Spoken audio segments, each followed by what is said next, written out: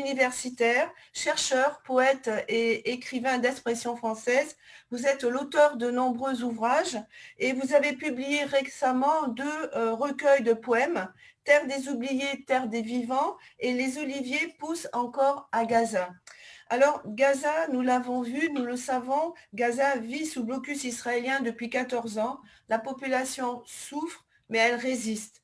Dimanche 22 novembre, l'aviation militaire israélienne a encore frappé. 7 raids ont mené et l'artillerie a lâché des bombes sur la population. Face à la violence d'Israël, quelle culture à Gaza? Quel mode d'expression artistique entre résistance et résilience? Comment vivre à Gaza? Alors pour commencer notre échange, très vite, pouvez-vous vous présenter un peu mieux? Écoutez, comme vous avez d'abord, bonjour à vous, Christine. Bonjour, merci beaucoup à l'association Amitié Palestine Solidarité pour cette soirée culturelle pour montrer la solidarité à l'occasion de la journée internationale de solidarité avec le peuple palestinien. Moi, et merci à tous les gens qui nous suivent sur votre page, donc ils sont nombreux.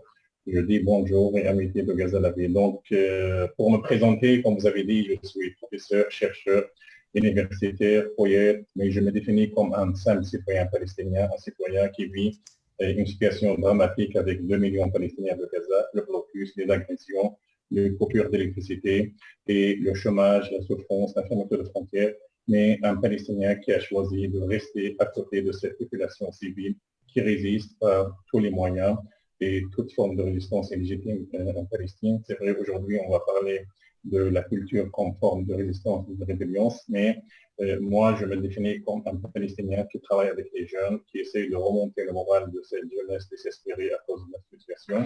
Après 27 ans d'Oslo, après 14 ans de blocus, et je travaille beaucoup avec les enfants. On fait des activités d'animation après chaque bombardement israélien pour essayer un peu d'accompagner les jeunes et les enfants pour qu'ils continuent leur résistance et leur résilience dans cette région qui est considérée comme prison à ciel ouvert. Oui, c'est ça. Gaza est une prison à ciel ouvert ou à ciel fermé et la culture est un combat quotidien.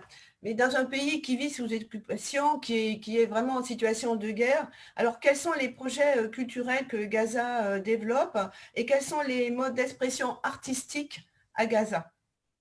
Écoutez, à Gaza, il y a une résistance. Nous sommes occupés comme en Cisjordanie, comme à Jérusalem, comme les territoires de 48. Donc, comme introduction, je vais parler de 4 formes de résistance en Palestine. Nous avons la résistance militaire, la résistance politique, la résistance par la non-violence, mais surtout la résistance qui est marquée chez nous, c'est la résistance et l'attachement à la terre par toute la population, malgré donc toutes les agressions, toutes les mesures atroces de l'occupation.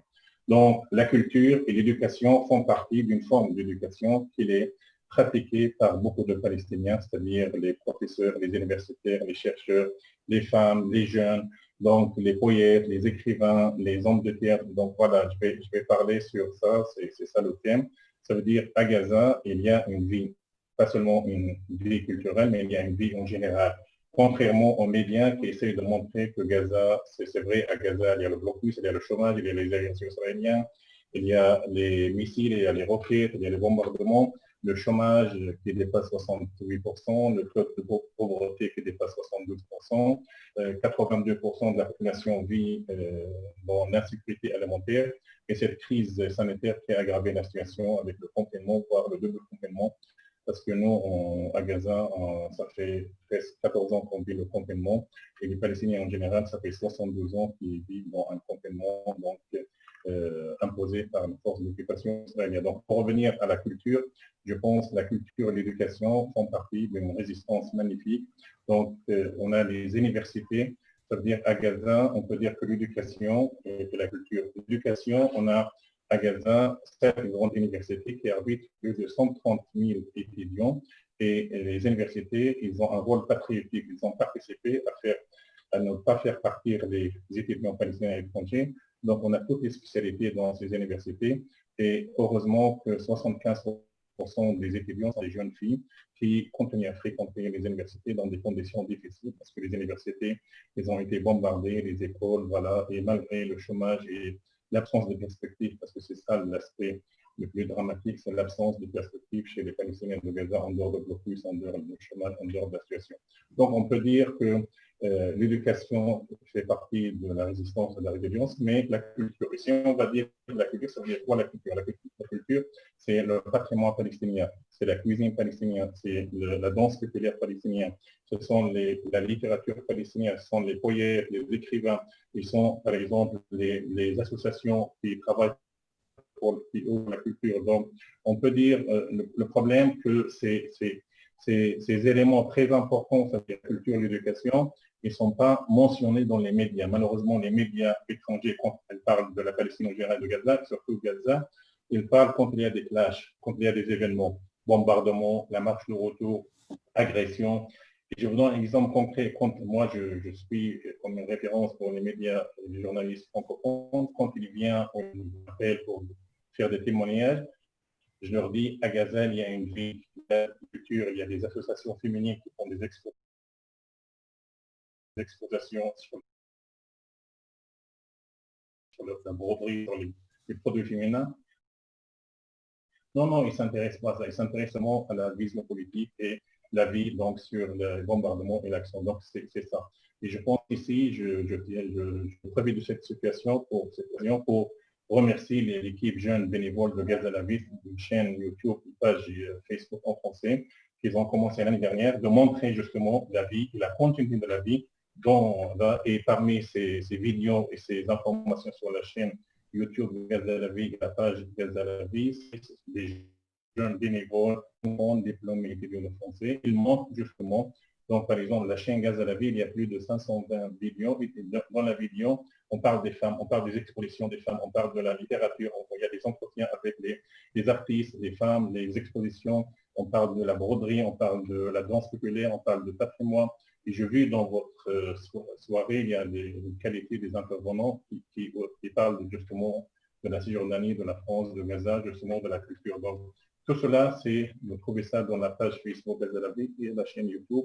Donc, des vidéos donc, filmées par des jeunes bénévoles. Donc, on peut dire que la vie artistique et la vie culturelle est très riche à Gaza, à travers, par exemple, les associations littéraires. Il organise des soirées poésie, il organise d'accord des soirées avec des écrivains. On a des expositions pour comment s'appelle ça, pour les femmes, les produits.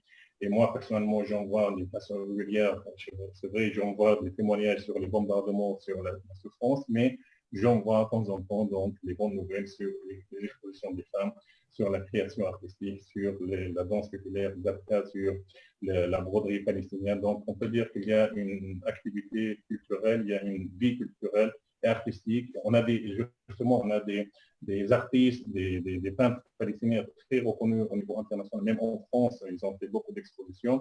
On a réussi à faire des liens entre les francophones, entre les artistes palestiniens et le consulat général de France et les associations en France culturelles, ils ont participé. Et on a beaucoup d'artistes palestiniens, Mohamed Hawaj et Béhamra, qui ont fait des expositions. Actuellement, c'est virtuel parce que c'est difficile de se déplacer à cause du coronavirus, mais ils ont réussi en 2018-2019 à voyager et faire des expositions. Donc, on peut dire qu'il y a une vie artistique, on a des peintres, on a des femmes, mais le problème, c'est cette vie culturelle qui n'est pas connue. Donc, la culture et l'éducation font partie d'une résistance, une résilience, et c'est ça qui aide les Palestiniens à rester attachés à leur terre, parce que c'est vrai, ces artistes et ces femmes de bonne volonté quand ils font une exposition, toutes les œuvres sont orientées vers la situation actuelle, situation dramatique, mais quelquefois, on essaye de montrer la vie. Ça veut dire quoi la vie? Ça veut dire les jeunes femmes qui fréquentent les associations, les jeunes qui font des activités d'animation, les jeunes bénévoles. Donc, il y a beaucoup d'activités qu'on essaye de développer ici à Gaza, mais malheureusement, ils ne sont pas médiatisés à cause de comportements et silence complice, soit de la communauté internationale, soit des médias qui, malheureusement, ils ne parlent pas de la continuité de la vie. Donc, on peut dire trois éléments très importants, que la culture comme l'éducation font partie de la résistance de la résilience, qu'il y a une activité, une culture riche, une activité artistique, des expositions pour les femmes, des initiatives, des poètes, des écrivains, de la littérature palestinienne très, très, très riche, très connue, des associations qui travaillent, c'est-à-dire qu'il y a une vie continue, mais elle n'est pas reconnue, elle n'est pas connue au niveau international, c'est numéro 2. Et numéro 3, très important, on a des initiatives à développer. On a les femmes qui se regroupent, on a les diplômés, on a les expositions, donc on peut dire on a les expositions artistiques, on a les expositions de la broderie palestinienne, on a la cuisine palestinienne, parce que la cuisine palestinienne, justement, elle fait partie donc, de La patrimoine, de gastronomie culture. Donc, voilà, palestinienne, donc, c'est la culture, bien sûr. voilà, donc on dit le patrimoine, on a l'archéologie à Gaza, donc on a des sites archéologiques avec l'aide de quelques archéologues français avec leur bonne volonté. Donc on peut dire qu'il y a une vie artistique, culturelle, poétique, littéraire très riche à Gaza.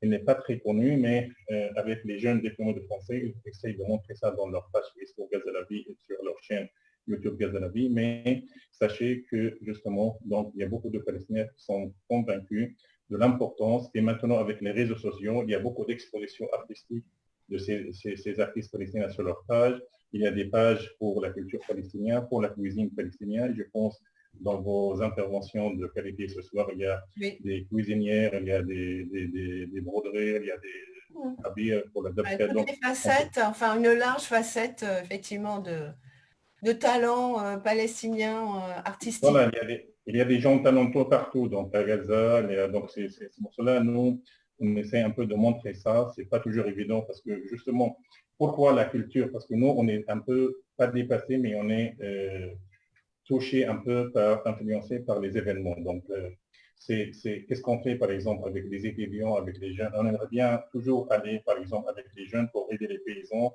sur les frontières, mais souvent, il y a des bombardements, il y a des attaques. Donc, on a maintenant la crise sanitaire. Donc, il y a des événements très graves qui imposent donc la richesse de cette culture palestinienne très riche et cette culture artistique. Mais sachez que cette culture existe et justement, ces artistes palestiniens, ces femmes palestiniennes, ces poètes, ces écrivains, ces universitaires, ces hommes de culture. Donc, on a encore le théâtre, on a beaucoup de troupes de théâtre.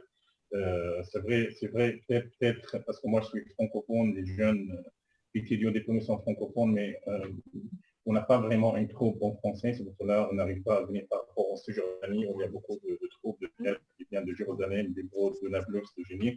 Mais à Gaza, on a des troupes de théâtre, justement, parce que le théâtre fait partie de la culture, fait partie de la résistance, avec des pièces de qualité, donc faites ici. On a la